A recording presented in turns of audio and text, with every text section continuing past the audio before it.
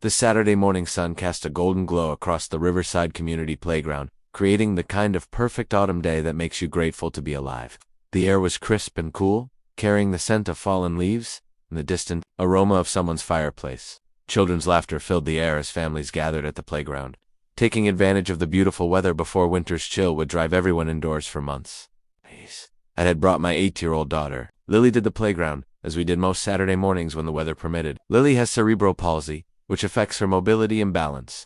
She uses forearm crutches to walk and moves more slowly than other children her age, but her spirit is indomitable. She loves the playground, especially the swings and the sensory garden area that the community had installed 2 years ago specifically to make the space more accessible for children with different abilities.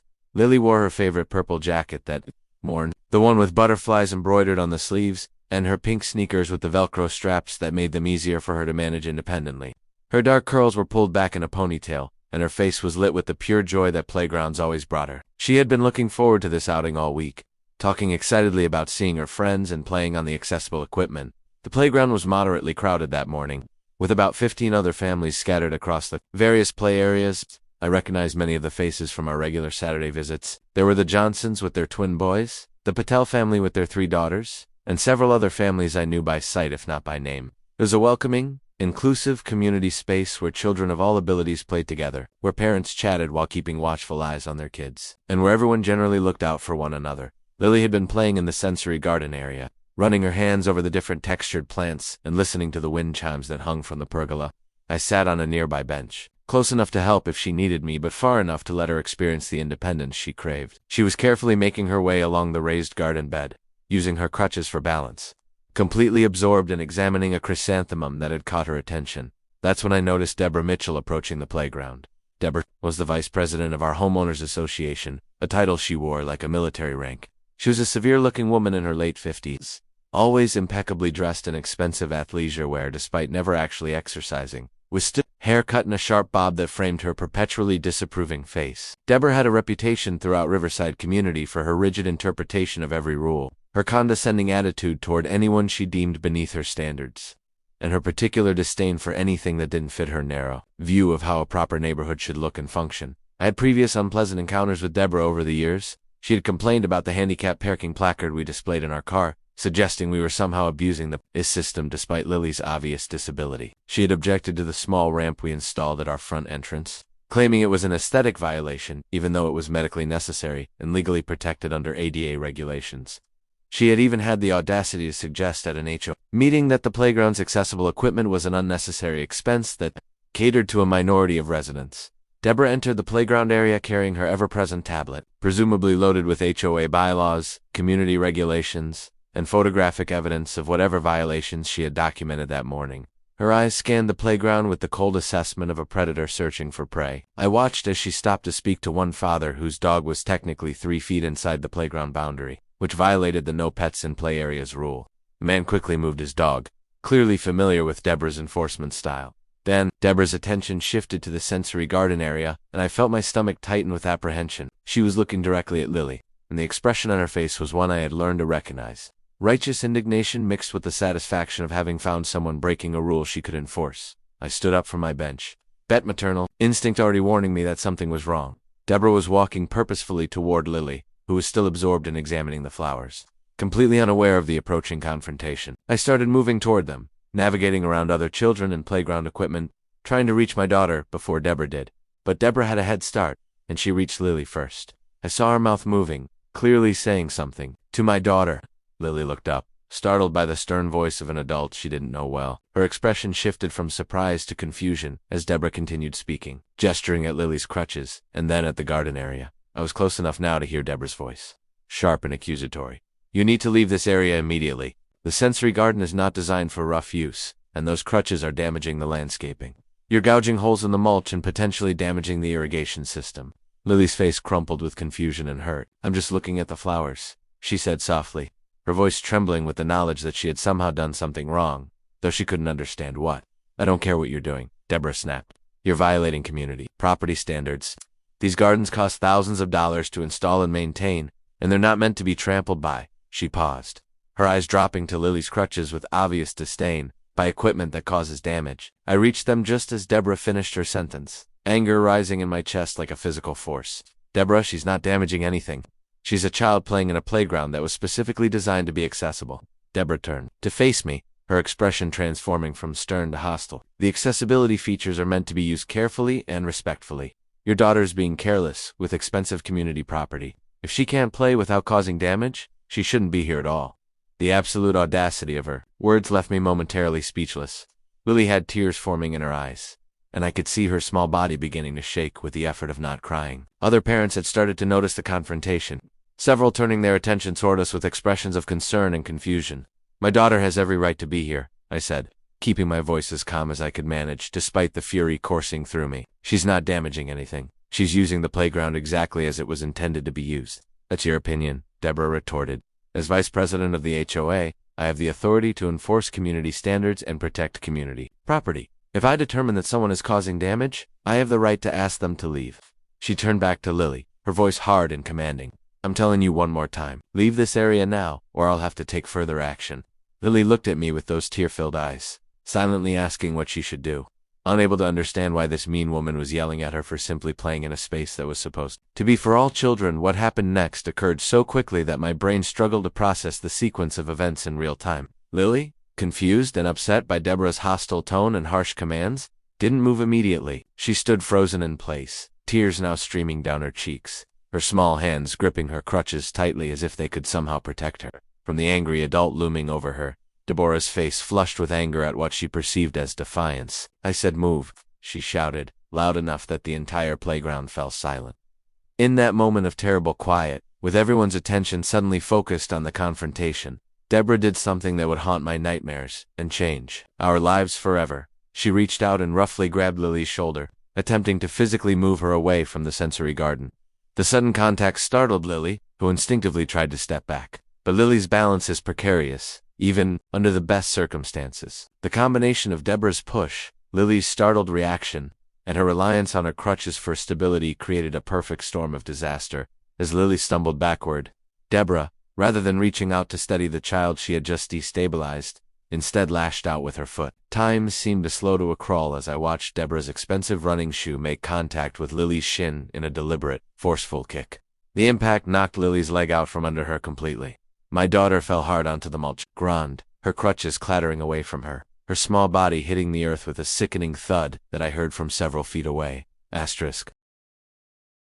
The sound that came from Lily's mouth was like nothing I'd ever heard before. It was a scream of pure pain and terror, the cry of a child who had just learned that adults could hurt you deliberately, that the world was far more dangerous than she had ever imagined. She lay on the ground, unable to get up without her crutches, her hands clutching at her leg where Deborah had kicked her, her entire body racked with sobs. I was already running before Lily hit the ground, my own scream of "no" echoing across the playground. I dropped to my knees beside my daughter, my hands immediately going to her leg to assess the damage while simultaneously pulling her into my arms. Through her pants, I could already feel swelling forming where Deborah had kicked her. Lily was sobbing hysterically, crying, "Mommy, Mommy, she hurt me. Why did she hurt me?" Round us, the playground had erupted in chaos. Parents were rushing over, children were crying, and voices were raised in shock and outrage. I heard someone shouting, "Did you just kick that child?" And another voice saying, "I'm calling 911. Several parents had their phones out, some calling emergency services and others filming the aftermath. "She assaulted my daughter," I shouted at Deborah, who stood over us with an expression that was somehow both defiant and shocked, as if she couldn't quite believe what she had just done, but refused to show remorse for it. She was refusing to comply with a direct order from HOA authority, Deborah said, her voice shaking slightly, but still attempting to maintain that tone of righteous authority. I was attempting to escort her from an area where she was causing damage, and she resisted. What happened was an unfortunate consequence of her failure to follow instructions, the sheer psychopathic nature of her justification, the complete absence of any acknowledgement that she had just violently assaulted a disabled 8-year-old child, left several parents literally gasping in disbelief. Tom Johnson, father of the twin boys and a lawyer, stepped forward with his phone already recording. "You kicked a child," he said clearly, his voice carrying across the playground. "Everyone here saw you deliberately kick an 8-year-old girl with cerebral palsy. There is no justification for what you just did. None." Maria Patel, a nurse, had rushed over with her first aid kit and was kneeling beside us. "Let me look at her leg," she said gently to me. Lily was still crying too hard to speak, her small body trembling with shock and pain. Maria carefully rolled up Lily's pant leg, revealing a rapidly darkening bruise and significant swelling where Deborah's kick had landed. Maria's face went pale, and she looked up at Deborah with undisguised horror. "This is serious," Maria said, her professional training evident in her calm but urgent tone. "This kind of impact to a child with CP can cause significant damage. She needs to be examined at the hospital immediately." The word hospital seemed to penetrate Lily's hysteria, and her crying intensified. She was terrified of hospitals, having spent far too much time in them during her early years with surgeries and treatments. "No hospital. Mommy, please, no hospital." She sobbed against my shoulder. "Baby, we need to make sure you're okay." I whispered to her, my own voice breaking, with the effort of holding back tears. I looked up at Deborah with pure hatred. "If you've caused permanent damage to my daughter, I will make sure you face every possible consequence under the law." Deborah took a step backward, and for the first time, I saw uncertainty flicker across her face. She looked around at the circle of hostile parents surrounding us. I have the phones recording her, at Maria, examining Lily's injured leg, and seemed to finally realize the magnitude of what she had done. "I didn't mean to," she started, but Tom cut her off. "Don't say another word," he advised her. "Seriously, not another word. The police are on their way, and anything you say right now can and will be used against you." The sound of sirens in the distance grew steadily louder. Someone had called for both police and an ambulance. I held Lily close, stroking her hair and murmuring reassurances while Maria kept a careful watch on her leg. Other parents had gathered Lily's crutches and brought them to us, had offered bottles of water, had surrounded us with a protective barrier of support and solidarity. 2 police cars and an ambulance arrived within minutes.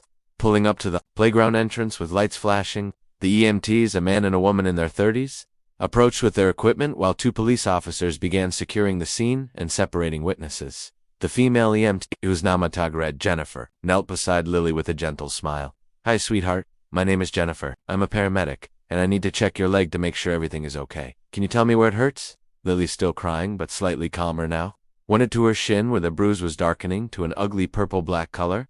Jennifer examined the injury carefully, asking Lily questions about her pain level and whether she could move her foot and ankle. The examination seemed to take forever, each moment filled with my fear that Deborah's attack had caused serious permanent damage to my daughter's already compromised mobility. The police officers separated everyone, involved 4 statements while the EMTs continued their examination of Lily.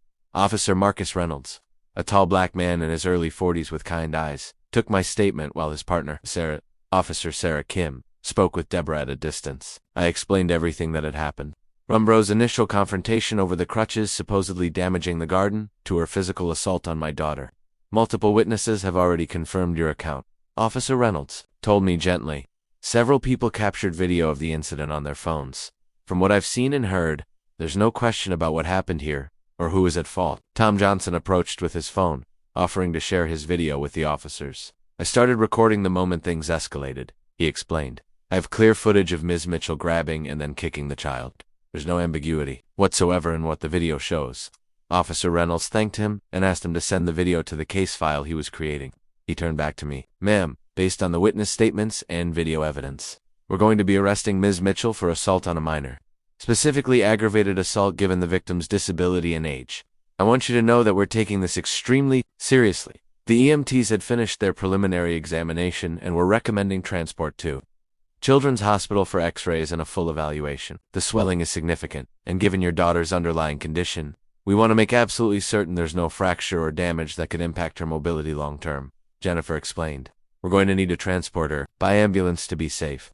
Lily's grip on my hand tightened at the word ambulance, but Jennifer was wonderful with her, explaining that she could bring her favorite stuffed animal, that Mommy could ride with her, and that they would make sure she was as comfortable as possible. One of the other mothers had retrieved Lily's small backpack from our car and brought it to us, and I pulled out the worn stuffed elephant that Lily had slept with since she was a baby, as the EMTs prepared to load Lily into the ambulance. I watched Officer Kim place handcuffs on Deborah Mitchell.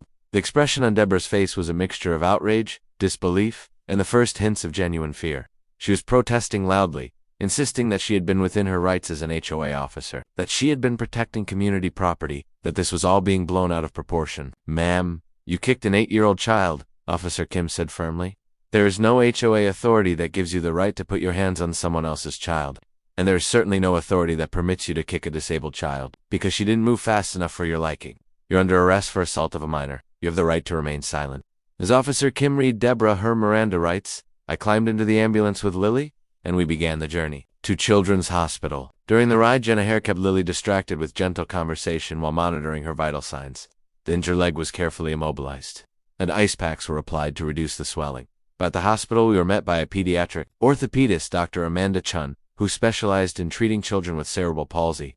The x-rays revealed no fractures, which was an enormous relief, but the soft tissue damage was significant. Dr. Chun explained that the kick had caused severe bruising and potential damage to the muscle tissue in an area where Lily's muscles were already compromised by her CP. We're going to need to monitor her carefully over the next several weeks, Dr. Chun explained. The concern isn't just the immediate injury, but how it might affect her gait and mobility going forward. Children with CP often compensate for injuries in ways that can create long-term problems if not addressed properly. She's going to need physical therapy to ensure she recovers full function. The days following the assault were a blur of medical appointments, police interviews, and media attention. The story of an HOA official violently kicking a disabled child went viral within hours. Video from Tom's phone and several other witnesses had been shared on social media, and the outrage was immediate and widespread. News crews appeared on our street, outside the playground, and even outside Deborah's house. The HOA board held an emergency meeting within 48 hours of the incident. Deborah was immediately removed from her position as vice president and expelled from the board entirely. The board issued a public apology to our family and announced that they were reviewing all of Deborah's previous actions and decisions to ensure no other families had been inappropriately targeted or harassed. The criminal case against Deborah moved forward swiftly. The district attorney's office charged her with aggravated assault on a minor, with the aggravating factors being Lily's age, her disability, and the deliberate nature of the attack. Deborah's attorney attempted to negotiate a plea deal, but the prosecutor, a no-nonsense woman named Patricia Alvarez, refused to accept anything less than a deal that included significant consequences. Meanwhile, Lily was struggling with the aftermath in ways that broke my heart daily. The physical injury was healing, slowly but steadily, but the psychological damage was proving more difficult to address. She had nightmares about angry adults attacking her. She became fearful of going to the playground, worried that someone would hurt her again. She started questioning whether her crutches made her bad, or that she was somehow wrong for needing assistance to walk. We began working with a child psychologist, Dr. Robert Torres, who specialized in trauma and disability, through play therapy and careful counseling. He helped Lily begin to process what had happened and understand that Deborah's actions were wrong, not Lily's existence or needs. The community response, however, was overwhelmingly positive and helped counter some of Lily's fears.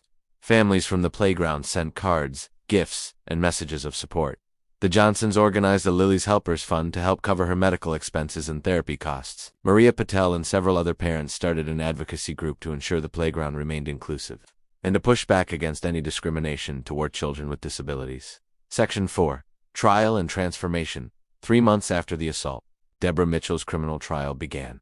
The courtroom was packed with members of our community, many wearing purple ribbons in solidarity with Lily. The prosecutor had a strong case. Video evidence from multiple angles, testimony from numerous eyewitnesses, medical records, Lily's injuries, and expert testimony about the particular vulnerability of children with cerebral palsy to this type of assault. Deborah's defense attorney attempted to argue that the kick had been accidental, that Deborah had merely been trying to move Lily away from an area where she was causing damage, and that the contact had been unintentional. But the video evidence contradicted this claim utterly. The footage showed clearly that Deborah's action had been deliberate, a frustrated lashing out at a child who hadn't moved quickly enough to satisfy her demands.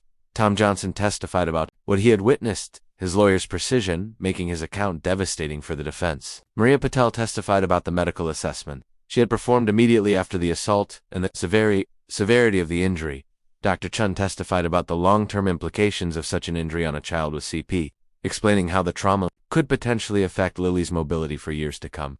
I was asked to provide testimony about the immediate aftermath and the impact on Lily's life. Sitting in the witness box, looking at Deborah, who sat at the defense table showing no visible remorse, I described my daughter's nightmares, her newfound fear of public spaces, her questions about whether she was bad because she needed crutches. I described the hours of physical therapy needed to ensure the injury didn't permanently compromise her gait, the psychological counseling sessions, the way a single moment of violence had stolen my daughter's sense of safety in the world. The most powerful testimony came from an unexpected source.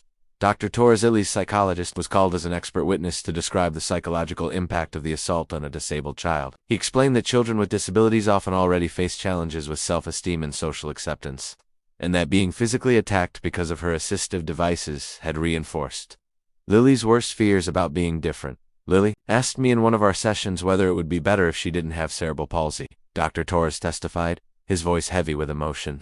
She asked if people would be nicer to her if she could walk without crutches. An 8-year-old child was questioning her fundamental worth as a person because an adult had violently attacked her for having a disability. That's the psychological damage we're dealing with here. The jury deliberated for less than 3 hours before returning with a guilty verdict on all charges.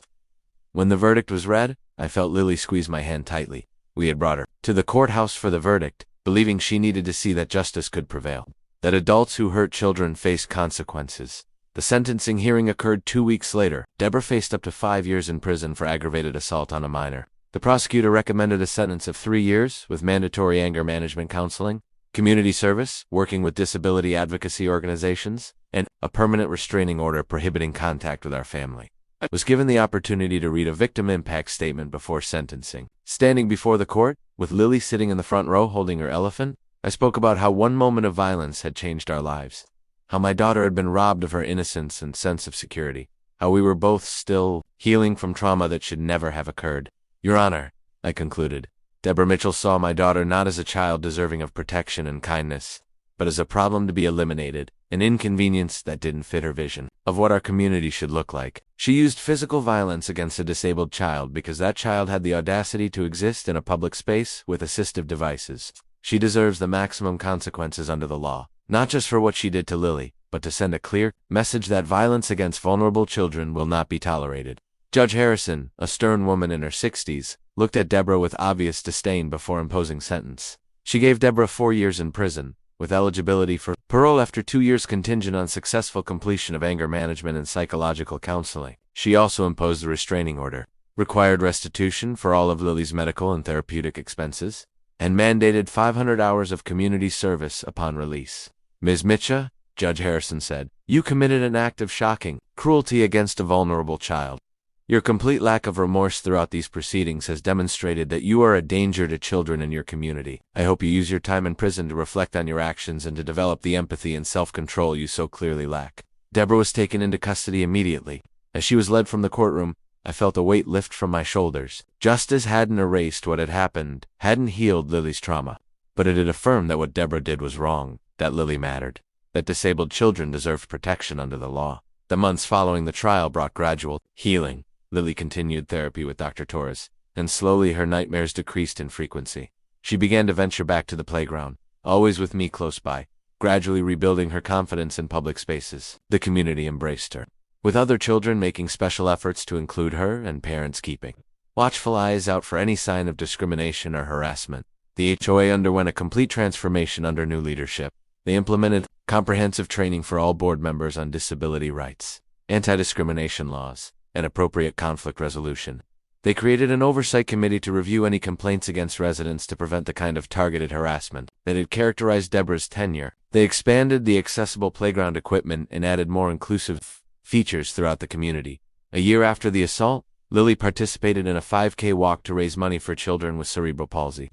She completed the entire course on her crutches, surrounded by dozens of supporters from our community wearing purple shirts with Lily's strong printed on them. Watching her cross the finish line, tired but triumphant, I saw the resilient, brave child she had always been, beginning to emerge from the shadow of trauma. She still has hard days, moments when the memory of that morning resurfaces and brings tears and fear, but she also has good days, days when she plays at the playground without anxiety, when she proudly uses her crutches without shame, when she tells other children with disabilities that they're perfect just as they are. The incident taught us both painful lessons about the cruelty that exists in the world, about how prejudice and ableism can turn ordinary people into monsters. But it also taught us about resilience, about the power of community support, about the importance of standing up against injustice, and about the healing that comes from seeing wrongs made right. Deborah remains in prison, with her earliest possible parole date still more than a year away. I don't know if she's learned anything, if she's developed the capacity for remorse and empathy she so completely lacked. I don't particularly care. My focus is on Lily, on her healing and her future, on ensuring that she grows up knowing her worth, her strength, and her right to exist fully in the world exactly as she is. Lily is now 9 years old, a bright, creative child who loves art and music and telling elaborate stories. She still uses her crutches, still has cerebral palsy, still faces challenges that other children don't have to navigate, but she also has an inner strength forged in trauma and refined through recovery. a compassion for others who face discrimination, and an absolute certainty that she deserves to take up space in the world without apology. The butterfly jacket still hangs in her closet, but she rarely wears it now. Too many painful associations with that terrible morning. Instead, she has a new favorite, a blue jacket with stars embroidered on the sleeves, representing, she tells me, all the helpers who came to her aid when she needed them most. It's a reminder that for every person who would hurt her, there are countless more who would protect her, support her, and stand up for her right to live safely and joyfully in the world.